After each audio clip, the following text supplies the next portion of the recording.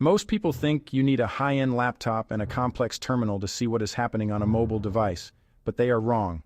In the next few minutes, I am going to reveal 5 methods that professional operators use to gain visibility into a smartphone's activity without ever touching the device or installing a single APK. This information is highly sensitive and is usually kept behind closed doors by security researchers. If you have ever felt like you were being watched, or if you want to know exactly how the pros do it, pay close attention because we are starting right now. This video is for educational purposes only, and we do not advise anyone to use the information in this video to infiltrate someone's privacy or break any laws.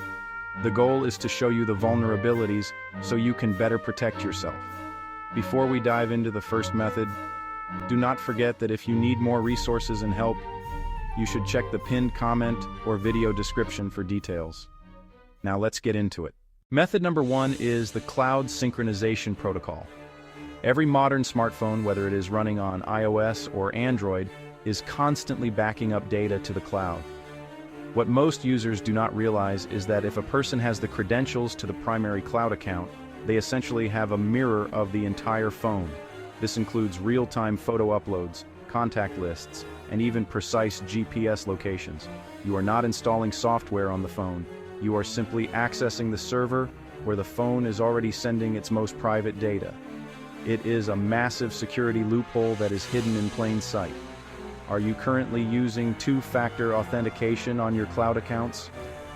Let me know in the comments right now, because if you aren't, you are essentially leaving your front door wide open. Moving on to method number 2, which is the SMS divert technique. This is a classic move used by social engineers. Instead of hacking the phone, the focus is on the network provider. By utilizing certain USSD codes or carrier-side settings, incoming messages can be redirected to a different destination. This allows for the interception of one-time passwords and verification codes without the target phone ever buzzing. It is a silent execution that leaves the physical device untouched.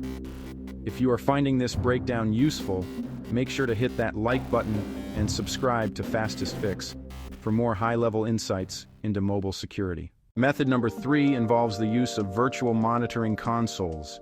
These are web-based dashboards that rely on API hooks.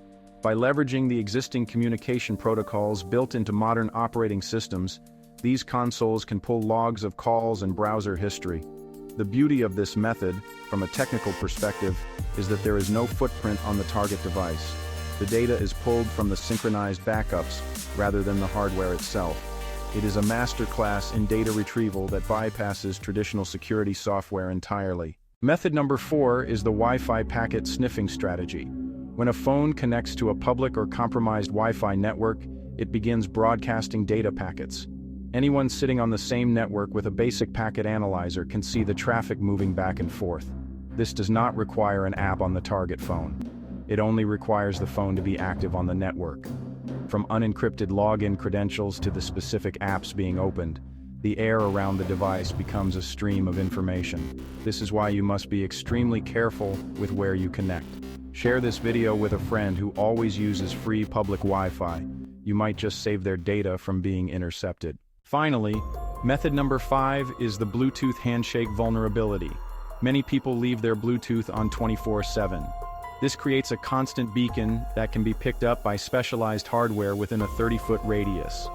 By capturing the handshake between the phone and a peripheral, a remote observer can identify the device and in some cases access the media sharing protocols.